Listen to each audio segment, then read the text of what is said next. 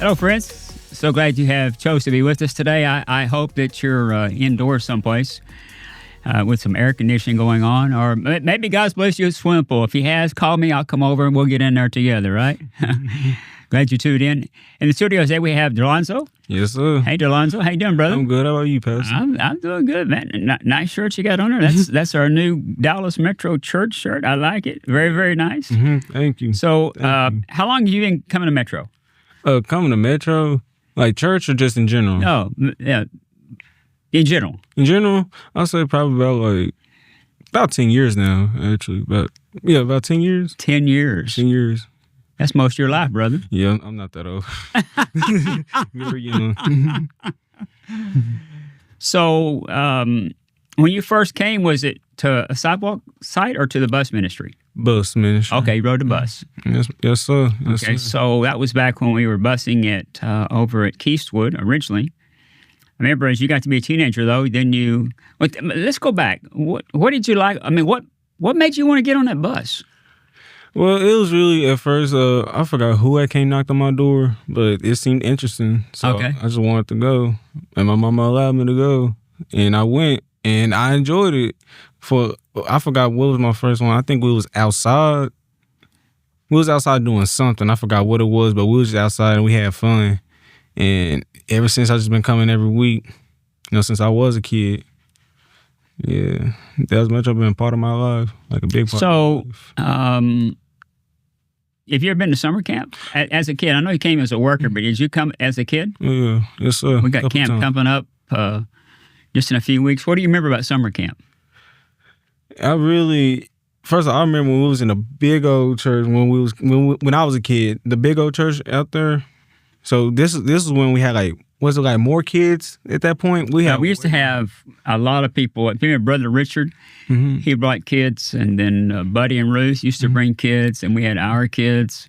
So, I mean, there was a lot of groups that were there at one time. And you're right, we were in the big chapel. It was kind of crazy, wasn't it? Yes, yeah. Oh, yeah. Yeah, when we played the games, and then, when lesson time came around, it was really fun because y'all made it interesting for us to actually engage and actually, look, actually have fun, actually learn instead of just boring us out. Yeah. Yeah. Just... So, had you been out of the city before you went to camp, or? Oh, yes, sir. Oh, you had? Okay. Yes, sir. I moved back and forth. Yeah. Mm-hmm. So, when you were, when you became a teenager, you started volunteering on Saturdays. As a matter of fact, I remember you used to load stuff. Didn't you load promotion with Abby for a while, right? Yes, sir. Yeah. Sir. Mm-hmm. Yeah. I think I started before I became a teenager. I think I was 11 or 12. Yeah. Abby's something, isn't he? Yes, sir. Has he told you his story? Not much, actually. Not much. He's from Nigeria. You know that, right? Yes, sir. And God called him to come to the United States to be a missionary, which means God called him to come over here and reach people for Christ. And I'm not sure how long Abby's been with us, a long time. Mm-hmm.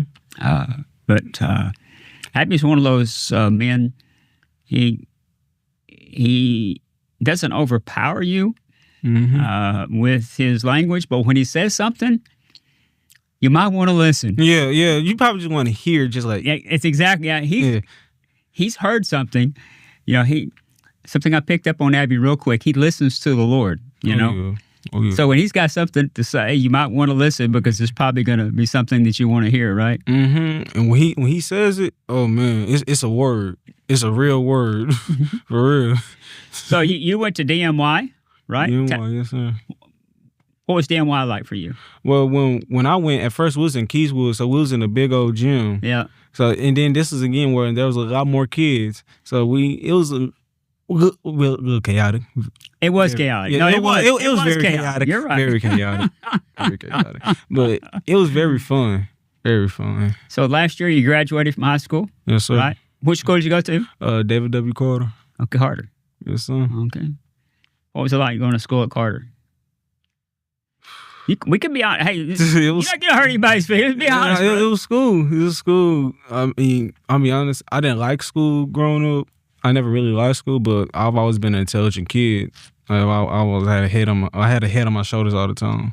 So I just went to school, did what I need to do, and just graduate. That's really it. But it was cool. It was nice. It was a cool experience. I met some of my best friends at Carter. Yeah. So you graduated from high school, and remind me where you're working now. Right now I work at Ross. Ross. Okay, I didn't know that. Yeah, I just started working. Okay. Yeah. Because weren't you working for a moving company or? I was working for FedEx. FedEx. Okay. Yes, Yeah. Yes, sir. Yes, sir. But now you're at Ross. Yes, sir. Which one? The one on Wheatland, Lyndon B. Johnson. In Duncanville or? By Duncanville, right there by Duncanville. Okay. So you're going to work early in the morning. What are you guys doing that early in the morning? We stock, just get everything. Stocking. Okay. You're getting ahead of the game. So, Getting the store ready for business. yes, sir. Yes, sir. Yeah. So what are some of the challenges of growing up as a teenager in Dallas? I mean, you're so I guess are you 18 or 19 now? I'm about to be 19. 19. Yes, sir. About to be 19. When's your birthday? June 13th. 2 months. No, about 29 more days. Oh, yeah, I'm keeping count. Remember.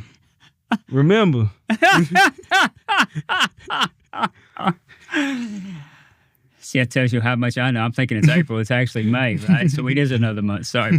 I better get my act together. No. This campus is just a few weeks away, right? Right. So what are some of the challenges of growing up as a teenager in Dallas? One thing I'll say is like you're very easily influenced, but I say that about anywhere. Yeah. But in Dallas, I don't know how to explain it, but it's like a different kind of pool we have, and it's like where I grew up in, it's so easy to be influenced by the wrong things because you don't have that right thing to teach you or like to guide you to the right way to go. So when you have these influences, it kind of leads you into a different path that like a lot of people really don't see, people don't understand. So it's kind of, how can I say, it's kind of challenging growing up if you don't know where to go and who to go to. See, for me personally, I had that in my life. I had like, right people in my life. That was Mitchell, for example. I had y'all in my life. But, again, I'm a teenager growing up. There's a lot of stuff that I don't know. There's a lot of stuff that I want to do, too, that I think I'm missing out on or that I think is fun. But I'm also knowing that's negatively influencing me in a way. Have you had any friends who've died as a result of the nonsense in our city? A few, actually. Yeah. Yeah. Well, how do you... lost a few people. Yeah. How do you deal with that? Well, at first, I really didn't know how to deal with it. Honestly, I really feel like it wasn't fair. Yeah. I still kind of don't feel like it's fair at all because, again, I'm young. All my friends, they young too. They didn't get a chance to grow up. They didn't get a chance to live life. They didn't get a chance to... Somebody heard that today. They didn't get a chance to grow up. They didn't. Yeah. They didn't. They didn't get a chance to live life. None of that. That's on us. Yeah. It can't. But I also say it's Before also... we go any further, Chris, we need to write that down someplace, brother. That's on us. That happened on our watch. That's one of the things that we have so strived to do at Dallas Metro. Provide a safe haven. Yeah. A place where people can come. Mm-hmm. Not have to worry about the nonsense, Mm-hmm.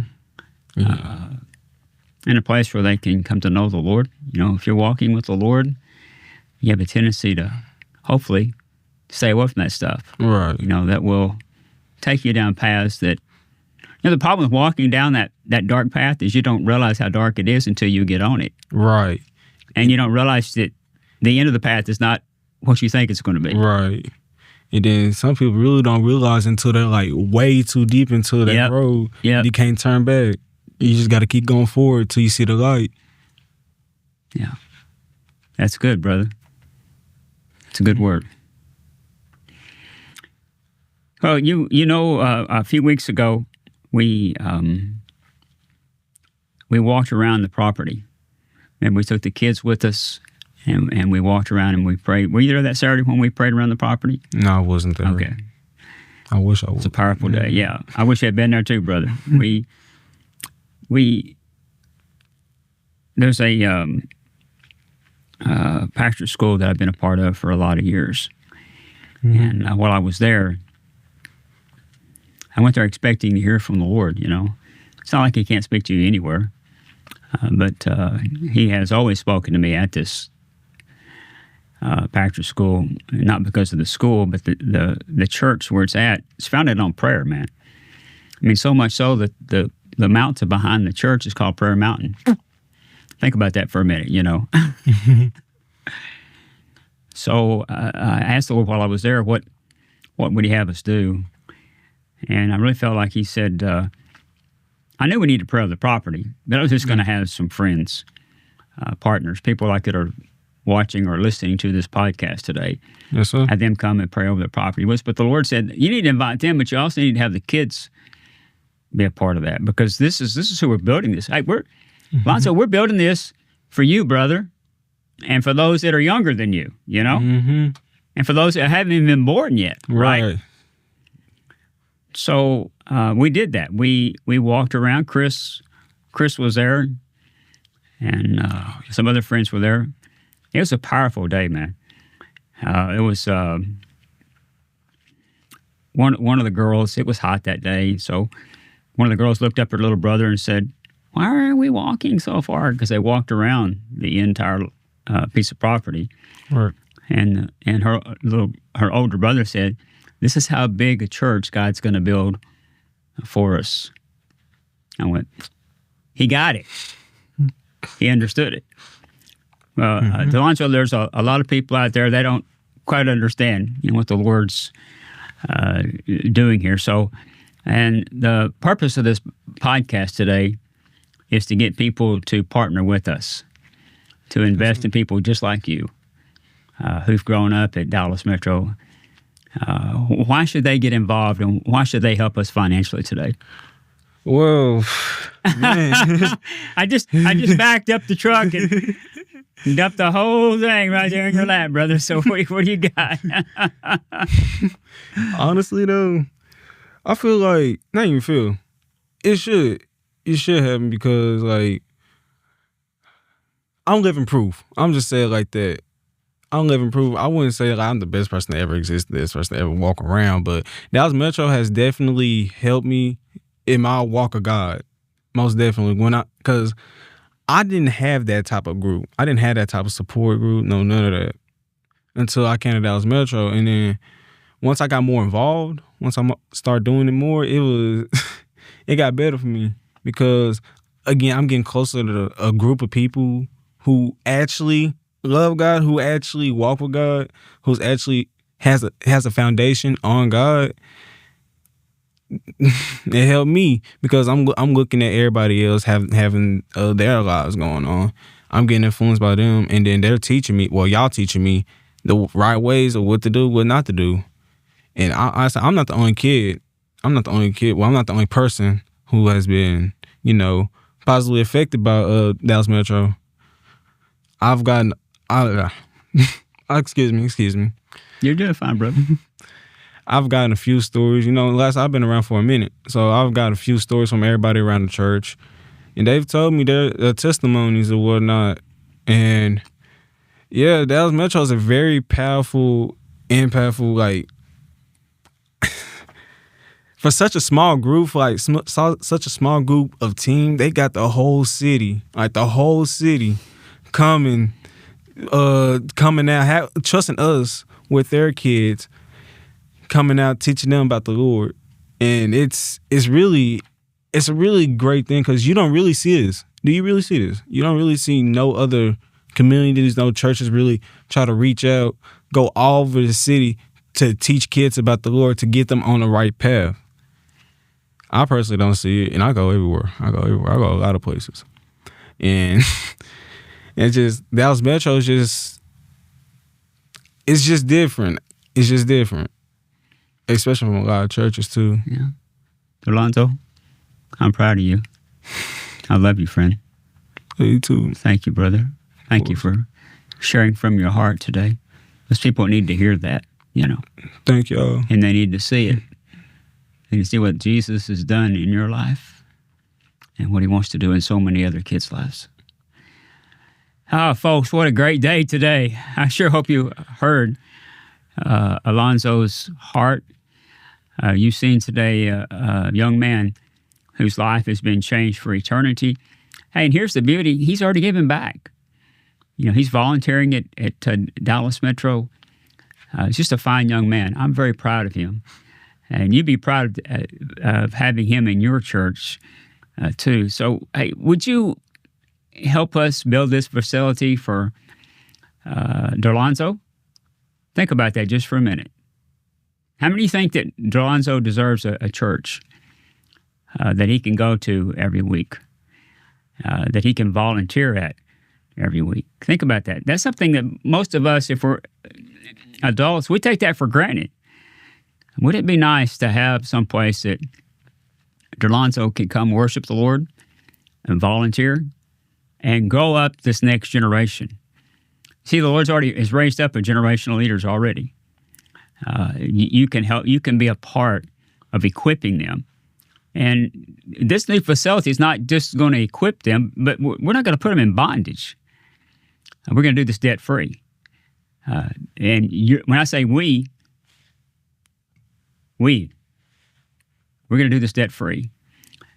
And you're going to put this generation of leaders, you're going to help them take Dallas Metro to the next level. It can happen. It will happen, and you can be a part. I believe if you don't be a part, you're robbing yourself of an opportunity, a pivotal time that we're here in the city of Dallas. And you can help us. Go to our webpage, dallasmetro.org, click on All In, and click on What is All In. And would you prayerfully consider making a one-time donation today or a donation for the next 12 months? Folks, this miracle is going to happen. It's going to happen because you respond. Thanks for watching today. I'll see you next week. God bless you. Bye-bye.